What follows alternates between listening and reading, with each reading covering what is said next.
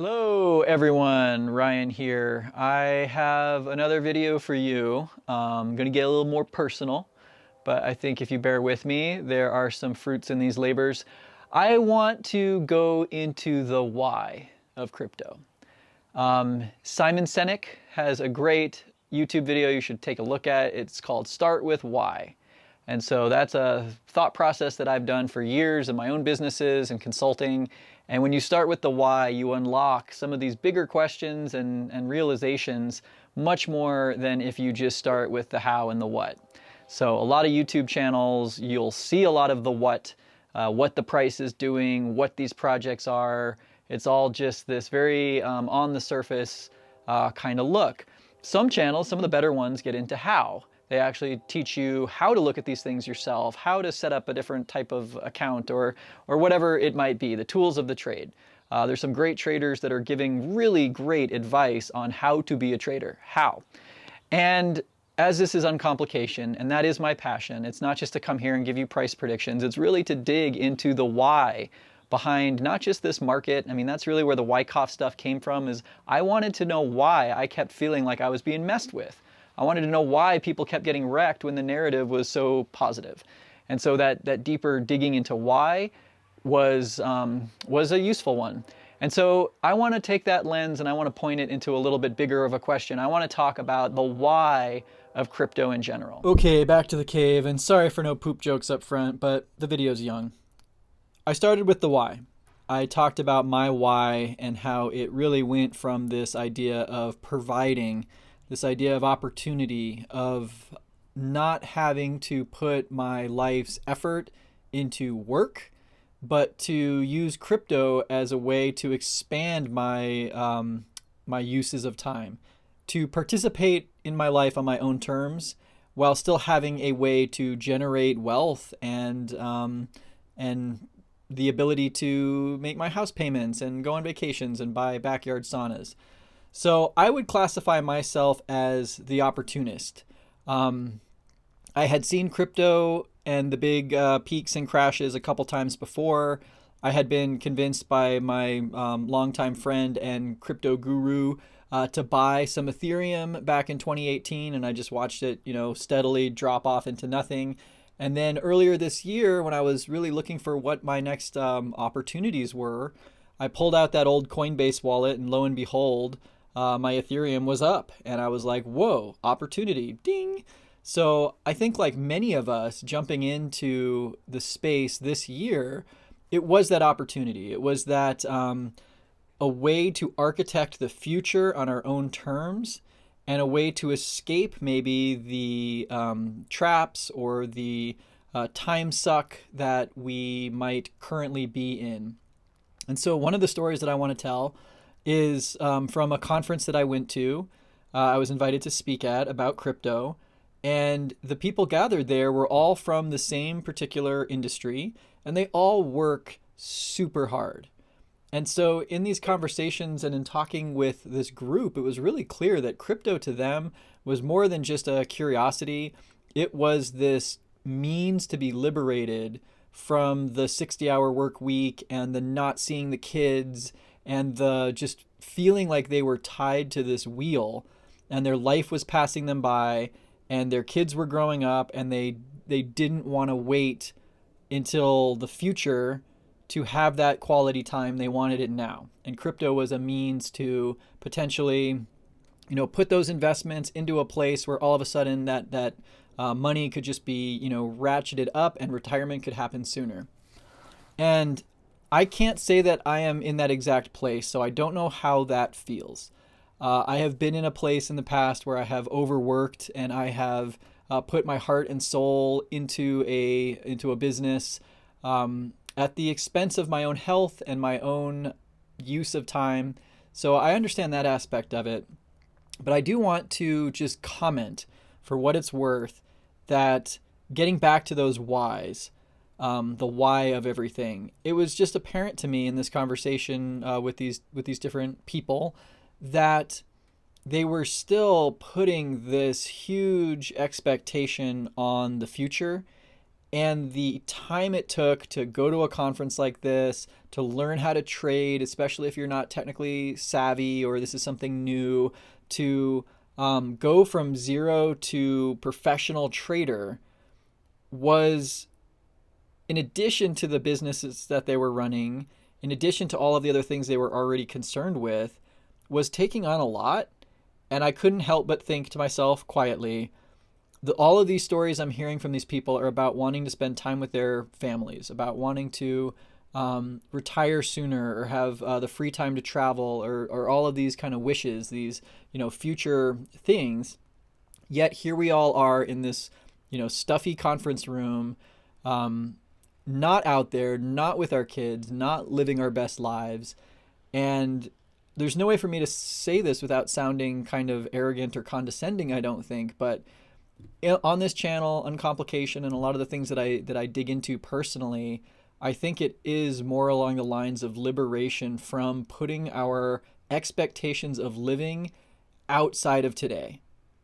And the idea that by doubling down now, we're going to create this life that we want for ourselves later. And if you go check out my uncomplication.com website, you'll see a lot of things that I wrote and drew from that time period where I was really overworking and all in the idea of this future version of myself that would be, wealthy and free in all of these ways. And so I just want to point out that the opportunists in this space, and that's a lot of us, seeing this as liberation from the wheel of just constant churn in our lives of going to work and missing out on all the things that we want to do. I think we came into this market seeing this as an opportunity, especially in these days here, as things were just shooting up, as a way to kind of get that rocket ship ride early. Whether it was the backyard sauna or the vacation or the early retirement, I think we all kind of bought into this idea that we could just tie ourselves to this brilliant space full of first movers, and that we were going to all be having a party together up on top of this, to fit the common use in the space. We were all just going to have a big party on the moon together, and we're going to laugh at all of our, peon friends who didn't get the note early enough and were too stubborn to see this amazing ladder to a better future. But we all know what happened, right? We all experienced in some way, shape, or form, whether you got in yesterday or you got in here or here or here or here, we all experienced this drop, this crash off kind of moment where all of a sudden those dreams and fantasies were flipped upside down. And that brings me to the next crypto story. The next type are the survivors. And I would count a lot of us in that label at this point. And survival, that's a pretty stark word. It carries a lot of weight. But I know a lot of people. I've had a lot of conversations with people that were buying here, buying here, buying here, and now we're here, and they're just waiting for it to come back, just waiting for it to break even, hopeful that it goes to the moon, but just waiting for it to break even so that maybe there could be another decision made, or we can just get back to a place of feeling less foolish, less injured. And depending on the amounts that people are in for, some people, and myself included at a certain point, were in way over our heads. And the space is shouting about how we should be pulling out our fiat money. We should be putting our value into this market, trading on leverage, all of these ways to kind of multiply both the potential reward and the potential risk is what I have talked to a lot of people, have got them in these really kind of ugly situations where now it is either do I really double down? Do I learn the trade? Do I learn how to be a better trader? And I'm just going to continue to sort of make it back in playing these smaller moves that would add up to the overall percentage gain that I'm trying to get back to? Or can I zoom out far enough And that's what I talk about a lot on this channel, is just kind of that idea that the people that I know in this space that have survived some of these moments are the types of people that, once you've gone through this once and then seen it come back up, letting it ride. It might take, if you were buying on this big rally, I mean, think about the YouTube that was happening right here. It would be fun to go back and actually look at these videos. We had this big crash, and now look at this huge big move back up. This was a 97% move back up, right? So the voices in the space, the hold the line, the diamond hands, and that hopefulness at this time period is probably not dissimilar from what we're all experiencing right now for the people that bought in here, who are just trying to get back up to even, to maybe have their partners be less mad at them, to maybe put back into that college savings fund, or that whatever it might be, just trying to get back to even. And some of them might have sold and really had a loss. If you bought here and you sold here, now you've truly lost. You've truly lost the value that you put in this market. And some, some who were able to just, step away and forget about it. We had this whole other roller coaster ride and all these daily moves and all of this complexity just to finally get back to that $20,000 mark in November of 2020. That was 1,082 days that it took. 1,082 days from buying at the top to all of a sudden being smart again. And so that is kind of this question that is facing the survivors of this moment is, do you double down, try to get back to where you were, learn the craft, or do you wait and just be patient and just accept where you're at?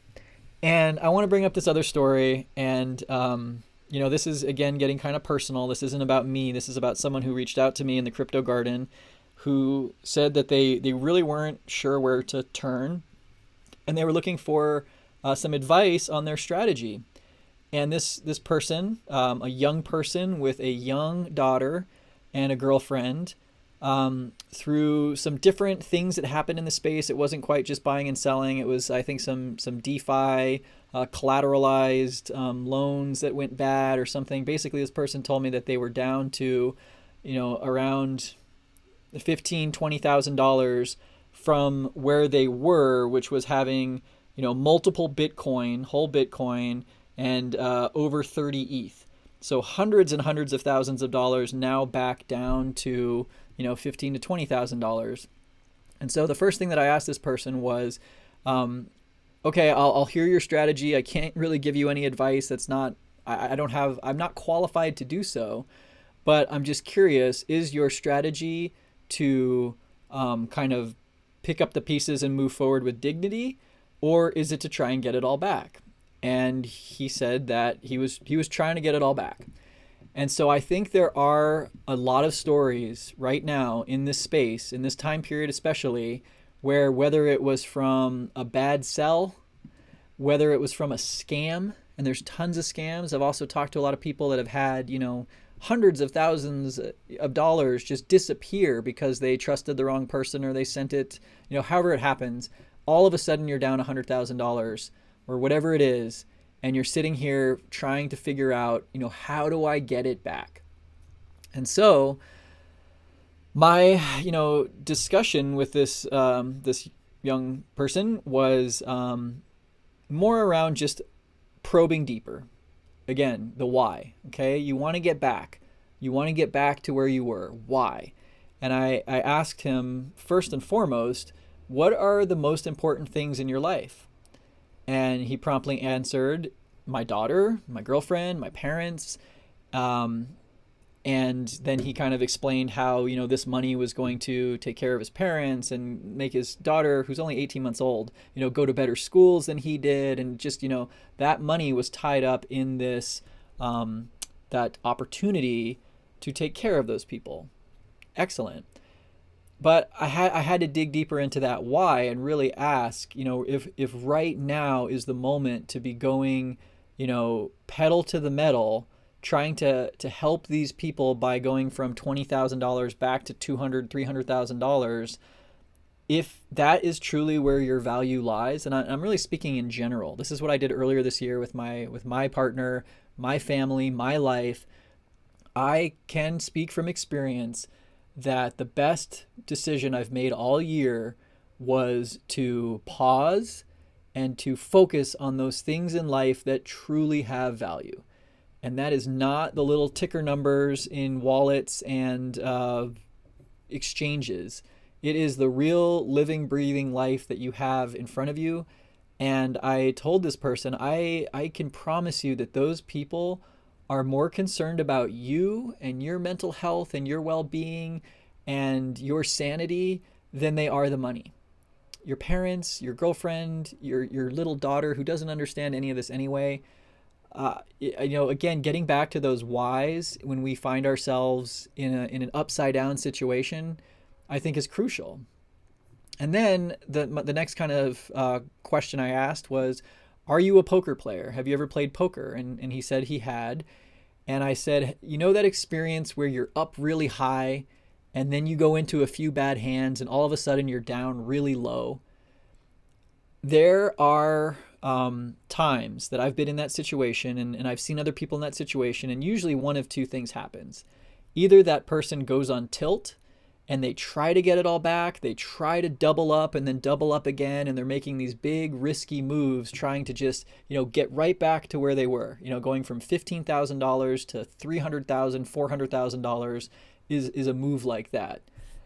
The other types of poker players that I've seen are the ones that, take the bad beat, let it go, and then play tight, play conservative, and fold hand after hand after hand after hand, just waiting for that right opportunity to move forward. Maybe not by double, but just where can I move forward? Where are these little moments that I can move forward? And then you're just back to playing the game.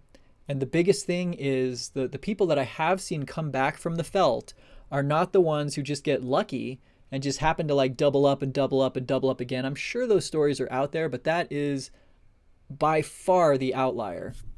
The people who come back in this game are the ones that play the way that they should have been playing the whole time.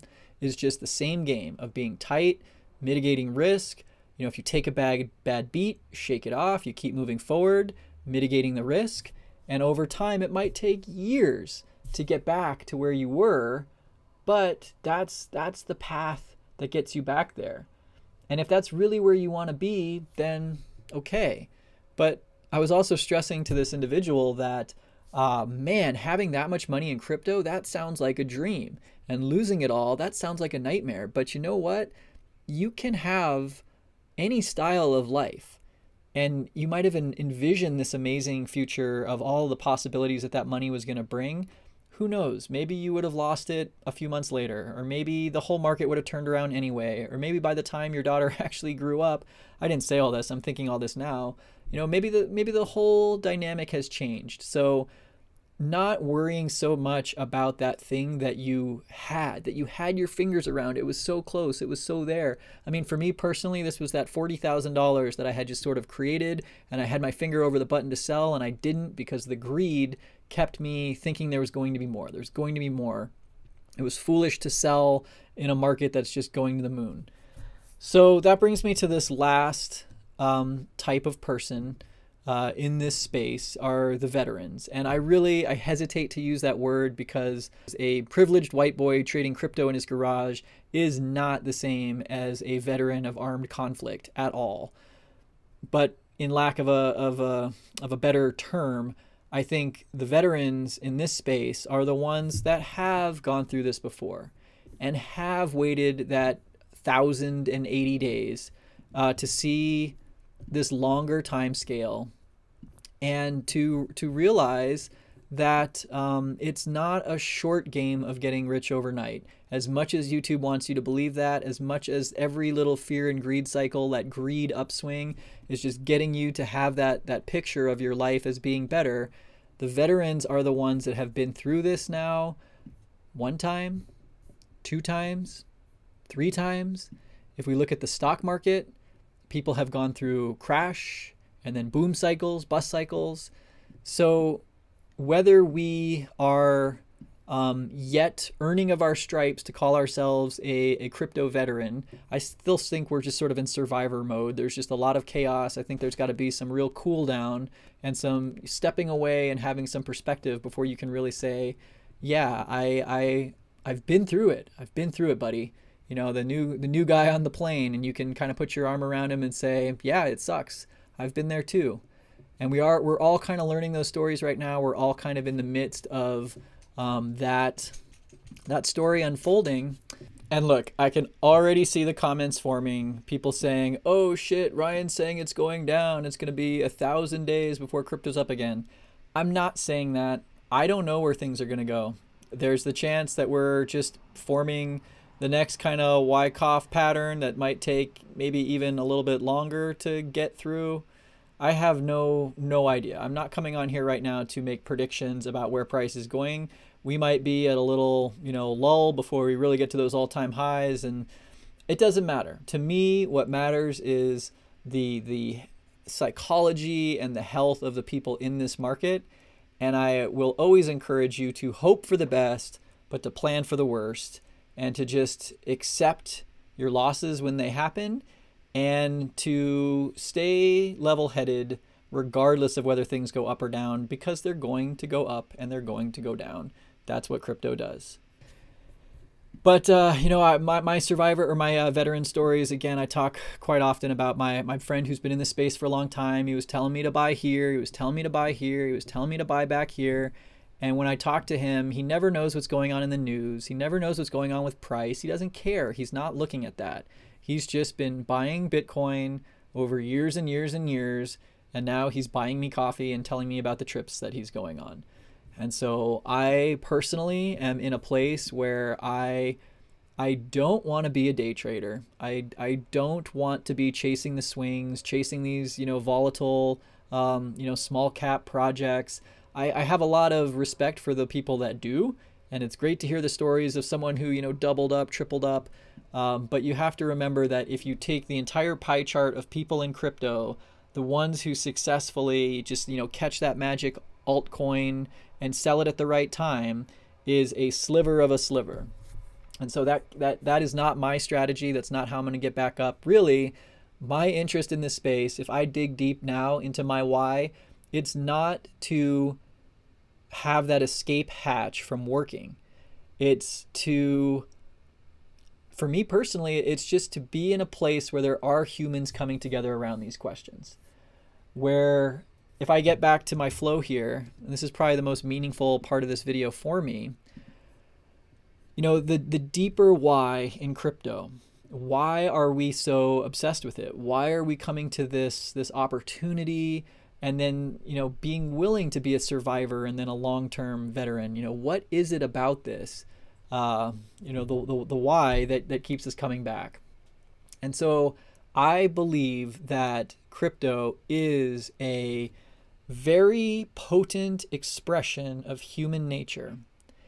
And what it provides for us, the why that we're really in it for, is that it elicits in us this hope for a better future.